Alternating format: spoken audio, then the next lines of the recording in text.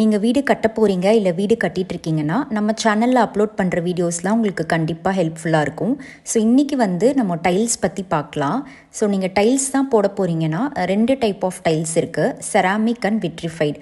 ரெண்டுக்கும் இருக்க டிஃப்ரென்ஸ் என்னென்னு பார்த்தீங்கன்னா, செராமிக் தண்ணி நிறையா உறிஞ்சும், விட்ரிஃபைட் தண்ணி உறிஞ்சாது. செராமிக் திக்னஸ் கம்மியாக இருக்கும், விட்ரிஃபைடோட திக்னஸ் ஜாஸ்தியாக இருக்கும். ஸோ நீங்கள் தரைக்கு ஃப்ளோரிங்க்கு நீங்கள் டைல்ஸ் ஆப்ஷன் தான் போட போகிறீங்கன்னா விட்ரிஃபைட் டைல்ஸ் தான் பெஸ்ட் ஆப்ஷன். ஏன்னா அது திக்னஸ் ஜாஸ்தி இருக்கிறதுனால டியூரபிலிட்டி ஜாஸ்தி இருக்கும், ஸ்ட்ரென்த்து ஜாஸ்தி இருக்கும், அதுக்கப்புறம் தண்ணி அப்சார்ப் பண்ணாது. இப்போ நீங்கள் ஃப்ளோரிங்க்கு போட போகிறீங்கன்னா கண்டிப்பாக விட்ரிஃபைட் டைல்ஸ் தான் போடணும். முன்னாடிலாம் வால்ஸ்க்கு செராமிக் டைல் யூஸ் பண்ணுவாங்க. ஏன்னா அது தண்ணி அப்சார்ப் பண்ணுற கெப்பாசிட்டி இருக்கிறதுனால அது தண்ணியில் முக்கிட்டு சிமெண்ட் கலவை வச்சு சில பேர் வாலில் டைல் பேஸ்ட் பண்ணுவாங்க. அப்படி இருக்கவங்க செராமிக் போவாங்க, பட்ஜெட் கம்மியாக இருக்கணுன்றதுக்காக. பட் இப்போல்லாம் பாத்ரூம்க்கு விட்ரிஃபைட் டைல்ஸ் பேஸ்ட் யூஸ் பண்ணி தான் அப்ளை பண்ணுறாங்க. ஸோ இப்போ ஃப்ளோரிங்க்கு செராமிக்கா விட்ரிஃபைடான்னு பார்த்தபோது விட்ரிஃபைட் தான் போடணும்னு இப்போ முடிவாயிடுச்சு. இப்போ விட்ரிஃபைட்லேயே 3 டைப் இருக்குது, கிளேஸ்ட், டபுள் சார்ஜ், ஃபுல் பாடி.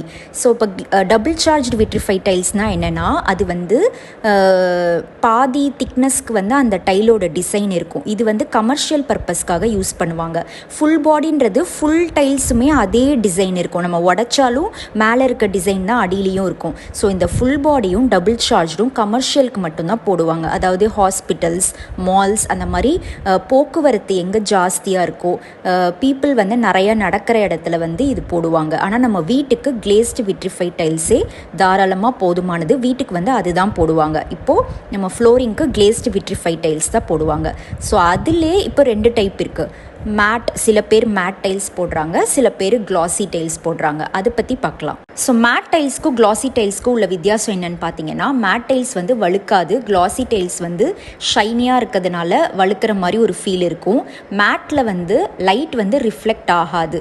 ஆனால் கிளாசியில் நம்ம ஜன்னல் வழியாக வர சன்லைட்டோ நைட்டு போடுற டியூப் லைட்ஸோ நம்ம டைல்ஸில் பட்டு அப்படியே பளபளன்னு ரிஃப்ளெக்ட் ஆகும். இப்போ உங்கள் வீடை பெருசாக காட்டணும் அப்படின்னா நீங்கள் கண்டிப்பாக கிளாசி டைல்ஸ் தான் போகணும். ஏன்னா அதான் ரிஃப்ளெக்ட் ஆகி நமக்கு ரொம்ப ஷைனிங்காக பிரைட்டாக காட்டும். என்னோட personal opinion matte tiles clean பண்ணுறதுக்கு கஷ்டமாக இருக்கும். ஏன்னா எவ்ரிடே நம்ம மாப்பிங் பண்ணால் தான் அந்த டைல் பார்க்குறதுக்கு நீட்டாக இருக்கும். அட்லீஸ்ட் ஒரு நாள் விட்டு ஒரு நாளாவது மாப்பிங் பண்ணணும். நம்ம தரையை துடைக்கலைன்னா மேட் டைல்ஸ் நல்லா அழுக்கு வெளியே ஈஸியாக காட்டிடும். இதுவே கிளாசி டைல்ஸ்னால் நம்ம வாரத்துக்கு 2 தடவை துடைச்சா போதும், நம்ம ஜஸ்ட்டு கூட்டி விட்டாலே பளபளன்னு இருக்கும் டைல்ஸ். ஆனால் மேட் டைல்ஸ் கண்டிப்பாக நீட்டாக மெயின்டைன் பண்ணணும், அப்போனா தான் நல்லாயிருக்கும். அழுக்கு டக்குன்னு தெரிஞ்சிடும். எனக்கு பர்சனலாக மேட் டைல்ஸ் க்ளீன் பண்ணுறது கஷ்டம். ஸோ அதனால் நான் கிளாசி டைல்ஸ் தான் போனேன். அதுவும் உங்கள் வீட்டில் குட்டி பசங்கள்லாம் இருக்காங்க, இந்த க்ரையான்ஸு, ஸ்கெட்சு, வாட்டர் கலர் அதெல்லாம் கீழே கொட்டிடுவாங்க, நிறையா துடைக்கிற வேலை இருக்கும் அப்படின்னா நீங்கள் கண்டிப்பாக கிளாசி டைல்ஸ் போங்க. கிட்ஸ் இருக்கவங்க மேட் டைல் போனீங்கன்னா உங்களுக்கு அவங்க பண்ணுற கரையெல்லாம் சாப்பாடு கொட்டுற கரை அதெல்லாம் உடனே நம்ம துடைச்சிட்டே இருக்கணும். அது கஷ்டமாக இருக்கும். ஆனால் சில பேர் வயசானவங்க வீட்டில் இருக்காங்க, அவங்களுக்கு வழுக்காமல் இருக்கணும்னா மேட் டைல்ஸ் போடுவாங்க. சில பேர் ஒத்துக்க மாட்டாங்க, மேட் டைல்ஸ் க்ளீன் பண்ணுறது ஈஸி தான், எங்கள் வீட்டில் அதான் போட்டிருக்கோம், ஈஸி தான் சொல்லுவாங்க. நான் என்னோட பர்சனல் ஒப்பீனியன் கிளாசி டைல்ஸ் மெயின்டைன் பண்ணுறது தான் ஈஸி. ஆனால் நம்ம கடையில் சூஸ் பண்ண போகும்போது மேட்டு கிளாசி ரெண்டுமே காமிச்சு நம்மளை பயங்கரமாக கன்ஃபியூஸ் பண்ணுவாங்க. கடையில் பார்க்கும்போது அந்த லைட்டிங்கில் மேட்டு தான் ரொம்ப ப்ரீமியமாக இருக்க மாதிரி இருக்கும். எனக்குமே மேட்டு தான் ரொம்ப பிடிச்சிருந்துச்சு. ஆனால் நான் க்ளீனிங்காக நான் கிளாசி தான் வாங்கிக்கிட்டேன். ஒரு சின்ன டிப் என்னென்னா, நம்ம வீடு பெருசாக தெரியணும் அப்படின்னா கண்டிப்பாக கிளாஸியும் லைட் கலர் டைல்ஸ் போங்க. அப்போ தான் நம்ம வீடு பிரைட்டாக பெருசாக காட்டும். ஸோ அடுத்து நமக்கு எந்த டைல் சைஸ் சூஸ் பண்ணலான்ற கன்ஃபியூஷனில் வரும். 4 டிஃப்ரெண்ட் சைஸ் இருக்குது. 4x6 ஒன்று இருக்குது, 2.25 5.25 ஒன்று இருக்குது, 2x4 இருக்குது, 2x2 இருக்குது. ஸோ 4 சைஸ் இருக்குது. உங்களுக்கு எந்த பிரச்சனையுமே வேணாம், பட்ஜெட்டில் முடியணும், சிம்பிளாக இருக்கணும் அப்படின்னா நீங்கள் 2x2 டைல்ஸ் போயிடலாம். இல்லை எனக்கு கொஞ்சம் ஜாயின்ஸ் தெரியக்கூடாது அப்படின்னா நீங்கள் 2x4 போகலாம். 2.25 5.25 உங்களுக்கு இன்னுமே ஜாயின்ஸ் தெரியக்கூடாது, உங்களுக்கு வீடு கொஞ்சம் ரூம் சைஸஸ் பெருசு அப்படின்னா நீங்கள் 2.25 5.25 போகலாம். 4x6 போனீங்கன்னா கண்டிப்பாக நீங்கள் டைல் அட்ஹசிவ் வச்சு தான் போடணும். இதுக்கு முன்னாடி சொன்ன சைஸ்லாம் சிமெண்ட் கலவை வச்சு போட்டுக்கலாம். ஆனால் 4 கார் வந்து சிமெண்ட் கலவை வச்சு போட்டால் டொக்கு டொக்குன்னு சத்தம் கேட்கும். உங்களுக்கு வந்து எந்த ப்ராப்ளமும் வரக்கூடாது டைல் லே பண்ண பிறகு அப்படின்னா நீங்கள் கண்டிப்பாக டைல் அட்ஹசிவ் கண்டிப்பாக போடணும். அந்த டைல் அட்ஹசிவ் வந்து ரொம்ப எக்ஸ்பென்சிவாக இருக்கும். ஸோ 4x6 டைல்ஸுமே காஸ்ட்லியாக இருக்கும், அந்த டைல்ஸ் அட்ஹசிவுமே காஸ்ட்லியாக இருக்கும். நாங்கள் வந்து ஓரளவுக்கு கால்குலேட் பண்ணி பார்த்தோம். கிட்டத்தட்ட இட்டாலியன் மார்பிள் லே பண்ணால் என்ன சார்ஜ் வருதோ அந்த ப்ரைஸ் வந்து தொடுற மாதிரி இருந்தது. அதனால் நாங்கள் வந்து 4x6க்கு போகலை.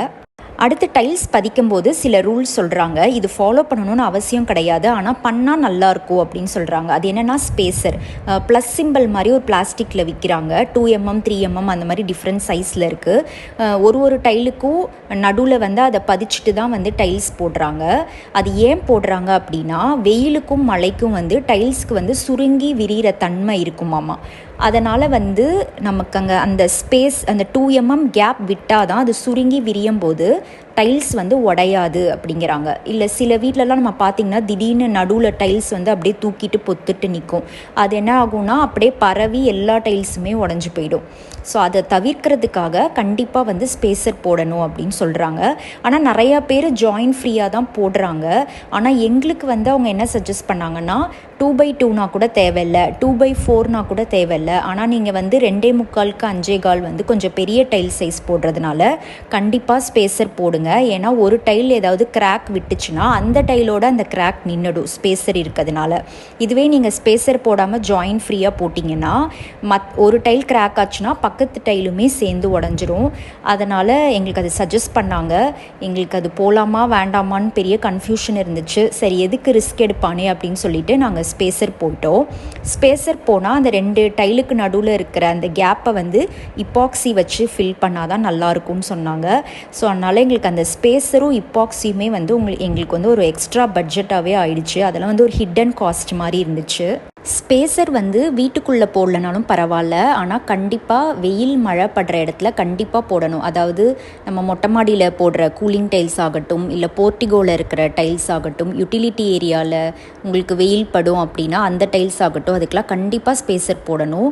ஏன்னா வந்து எக்ஸ்பேண்ட் ஆகி கான்ட்ராக்ட் ஆகும்போது கண்டிப்பாக விரிசல் வரும். ஸோ நீங்கள் உள்ளே போடலனாலும் கண்டிப்பாக வெளியே வந்து போட்டுருங்க. அதே மாதிரி பாத்ரூம்லேயும் தண்ணி படுற இடம்ன்றதுனால ஸ்பேசரும் இப்பாக்சியும் மஸ்ட்டு. அப்போ தான் லீக்கேஜ் வந்து அவாய்ட் பண்ண முடியும்னு சொல்கிறாங்க.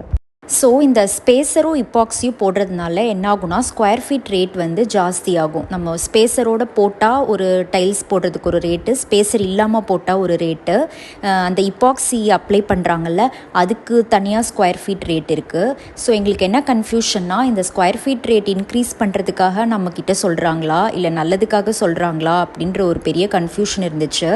நான் வந்து இங்கே ரிலேட்டிவ் வீட்டில் பார்த்துருக்கேன். ஒரு டைல் உடஞ்சி அப்படியே சுற்றி இருக்கிற எல்லா டைலும் உடஞ்சி தூக்கிட்டு இருந்ததை பார்த்துருக்கேன்.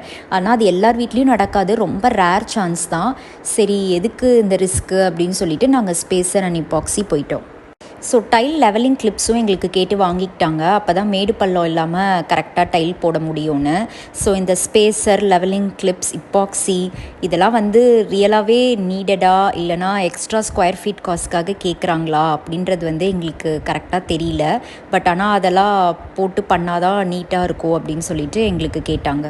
ஸோ ஜென்ரலாக டைலில் வந்து நம்ம சிமெண்ட் கலவை வச்சு போடும்போது சில டைலில் டொக்கு டொக்குன்னு சத்தம் கேட்கும். அந்த மாதிரி ஹாலோவாக சத்தம் கேட்கக்கூடாது அப்படின்னா கண்டிப்பாக டைல்ஸ் பேஸ்ட்டு தான் போடணும். ஆனால் அது ரொம்ப எக்ஸ்பென்சிவாக இருக்கும். இன்னொன்று வந்து டைல்ஸ்லேயே இன்னொரு மெட்டீரியல் வந்து பாஷ் சர்ஃபேஸ்ன்னு சொல்கிறாங்க, அதாவது பேப்பர் மேட்டுன்னு சொல்கிறாங்க. அது வந்து மேட்டும் இல்லை க்ளாஸியும் இல்லை, ரெண்டுக்கும் நடுவில் வந்து பேப்பர் மேட்டுன்னு சொல்கிறாங்க, பாஷ் சர்ஃபேஸ்னு. அதாவது ஈஸியாகவும் இருக்கும் க்ளீன் பண்ணுறதுக்கு, நடக்கிறதுக்கு வந்து மேட் மாதிரியும் இருக்கும் அப்படின்றாங்க.